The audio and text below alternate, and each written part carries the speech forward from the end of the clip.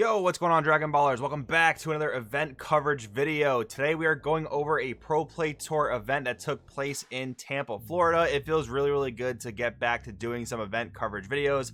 Haven't really done one of these since I think November, because after national season and the first ever world championship wrapped up, we pretty much hit our off season. But now it seems like we're gonna get back into the swing of events, which is awesome. I'm super stoked to be covering this. And keep in mind, guys, this is a set 15 tournament, which I know a lot of you guys are looking forward to set 16, myself included. But keep in mind, set 16 doesn't come out till March, so we're gonna be in set 15 for a little while longer. And if you guys have events coming up in this next month or even beginning of March, you're going to want to know what's going on in the set 15 meta. So with that being said, we'll get into this. If you're new here, make sure to subscribe, hit that bell so you never miss a video. And if you guys want to help support the channel, many ways to do so down in the description. But today, guys, if you want to compete in events just like this, maybe step your game up, check out the Patreon down in the description. Not only will you be able to read the articles that I post there, but you can also inquire about some coaching if you are interested in that. Anyways, let's get into this. All right, so Pro Play Tour Tampa with 100 players. Great turnout. Obviously, Florida, a little bit more lax state in terms of COVID restrictions. So 100 players, awesome turnout. Anyways, for the top 16, we have one Gogeta Xeno taking the W. We have 6 variants of Icarus taking top 16, which is something we're pretty used to by now. Icarus has been the most popular pick for pretty much all of set 15 so far. One build was blue-yellow, though, which we haven't really seen blue-yellow Icarus ever since the Violent Rush Bojack ban. And that was actually my teammate Justin Rios. Super big shout out to him for getting second place at the event. So then we have 3 Soul Striker variants, 2 of which were blue-red and 1 of which was blue-yellow. Then we have an Android 16 and an Android 21, 2 blue-green decks, which is kind of crazy. Multicolor are doing pretty well this event, which is pretty cool to see. 1 King Cold representing green, and then we have 1 Golden Frieza. Shout out to the boy. I'm not sure if this is like a similar build to the one that like me, Marcus, and Danny played at North American Nationals, or if it's something else, maybe a green-yellow build, maybe some sort of other multicolor build.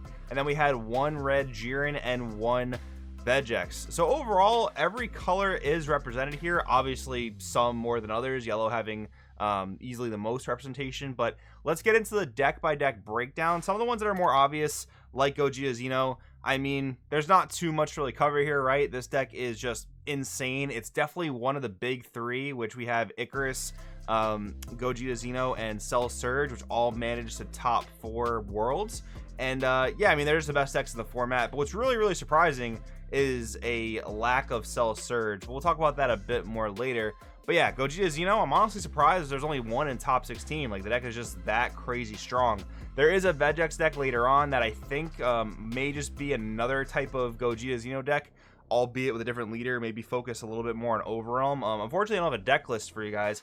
If I do end up getting access to the deck list, I'll make sure to post them either in the pinned comment or the description, so make sure to check back for that if I end up getting the deck lists. But yeah, I mean, Gogeta Xeno, what can you expect? It is a little crazy, though, that Gogeta Xeno and Icarus were in the finals, and Gogeta Xeno took the W. Don't get me wrong, I talked about this when we talked about the Worlds wrap-up, that while I think Icarus has a positive matchup against Gogeta Xeno, it's by no means an unwinnable matchup for Gogeta Xeno. But again, I do think it's a favorable matchup for yellow in general, because they just have answers to all your threats. They can really stun lock you, but if you're able to get that aggression off going well, you're gonna have a good time just against like pretty much any deck, honestly.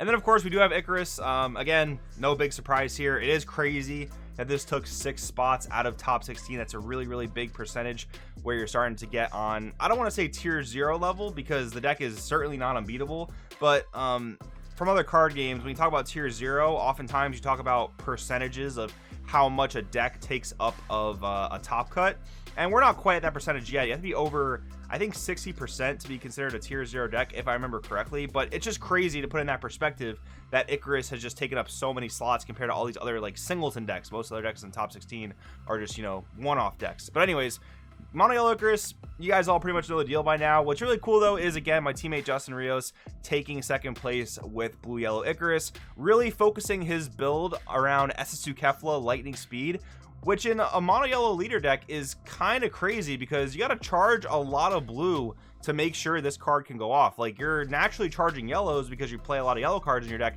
but you got to make sure you charge at least 2 blues to rival this, and if you want to make sure you can continue to use Bean after you play Kefla, you got to charge a third blue, and you're probably never charging mono blues. You just want to be charging multicolored blue yellows. So you're playing Zamasu counterplay, maybe you're playing some other check lands, but in general, I mean, it's a great card. Kefla is an absolutely insane card, and I do think it's very, very tough. You have to be very, very skill intensive to play a deck that is it's this hard to charge, this hard to build, this hard to play correctly. So again, man, kudos to Justin for taking second place. Super proud of him. I know we are all proud of him on the team.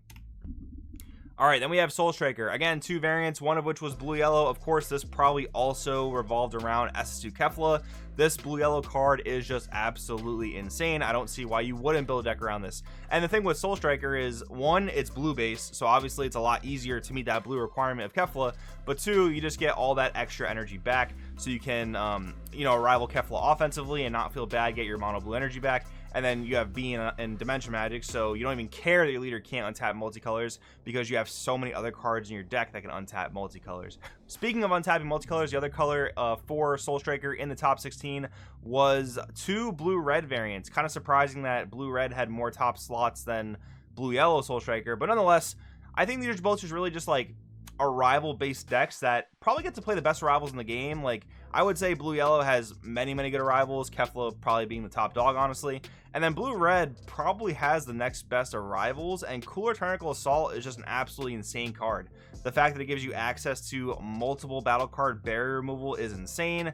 You can put some awkward pressure on your opponent too by milling their deck out. Maybe you mill an STR, maybe you mill a key card, or maybe they're playing Icarus and they're just drawing through their entire deck, and now you're putting them on a bit more of a clock as to where they can't just draw willy-nilly because they might deck out. But overall, Soul Striker seems really strong. I don't think this is being touched on the set 16 ban list, but time will tell on that aspect, I guess. Whoever knows when we're going to get that ban list, honestly. Hopefully sooner rather than later, but we shall see.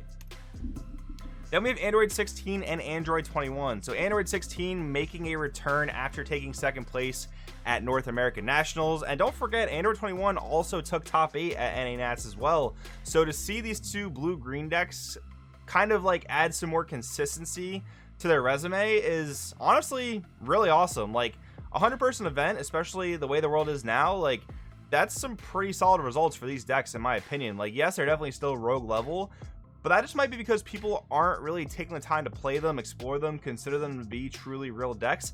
And while they are both blue-green, they definitely act a little bit differently. Android 21 is a little bit more about the ramp, a little bit more about dropping your boss monsters. You still play some arrivals, but you're definitely a boss monster control-oriented style deck.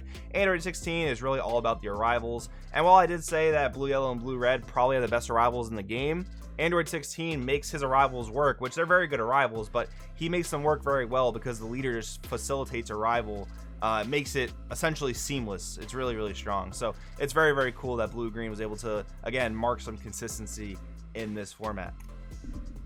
King Cold, man, I don't know. King Cold has never really impressed me. I don't love the deck, honestly. I don't really enjoy playing it. I think the field card gimmick is neat, but can also be very clunky. I can't say it's a bad deck, though. I'm not trying to say it's a bad deck. It's put up results at many different levels, which is cool.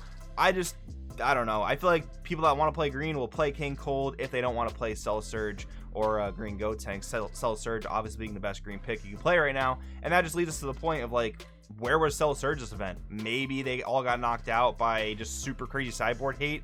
Again, unfortunately, we couldn't see the deck list, so who knows? Maybe everyone was siding 10 cards for Cell Surge. That could have been a thing. But yeah, it is very surprising to see so much Icarus and so much Gogeta, or not even so much Gogeta, but one Gogeta even in this top cut and make it to finals, and then not see Cell Surge. That definitely is a bit surprising in my opinion.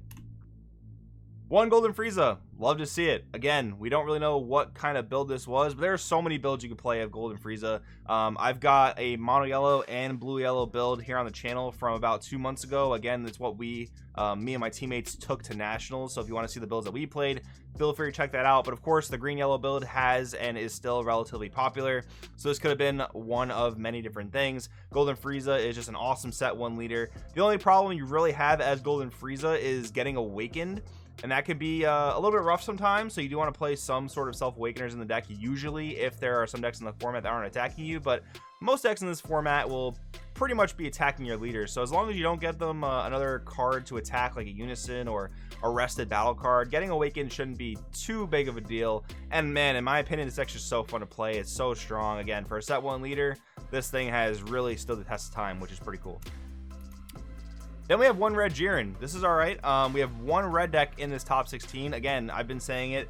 Red is probably the worst color right now, and it's definitely the most rogue, and this kind of just adds to that example. But anyways, Jiren is a deck that I really like. I actually went to my first local in months yesterday because a new local shop just opened up around me. I didn't have a locals before, but yeah, I actually played Red Jiren, had a good time. I love this deck. I think it's very, very fun. What I always, well, not always, but what I have talked about in the past is something that I really, really like, this interaction that Jiren can do, which is use the 1-drop Baby Jiren to pitch Koitsukai to the drop area and then use Koitsukai. Because Koitsukai in non-black decks is very, very awkward, where you have to either combo it offensively or defensively. And if you're in a situation where you have to combo it offensively, that means you have to attack, which then gives your opponent the opportunity to use the floodgate that you wanted to stop in the first place. So the fact that Jiren can put this card in the drop area on a whim whenever you want and then activate it is a really, really cool synergy that helps in this format a lot, because floodgates like Riposte, like Topo, like Boo, Unadulterated Malice, just these basically negates and arrivals that play battle cards. Koitsukai is a great card for that type of format, which we're in right now. And then finally, guys, wrapping up with Vegex. Again, unfortunately, don't know exactly what the contents of this deck were, but I am willing to assume that it was probably a Gogeta Xeno-oriented deck. That just seems to be the best black engine at the moment, so that's what I'm going to stake my bet on. But anyways, guys, hope you enjoyed this video. Got to see a little bit more of what Set 15 is looking like. I wouldn't say too much has really changed since North American Nationals or Worlds. Icarus is still incredibly popular. Gogeta Xeno is still showing that it's one of the top decks, but there are still a lot of other decks you can play and have success with, so that's a really cool thing in the format. Let me know what you guys think in the comments below. Thanks for watching, and I'll see you guys next time.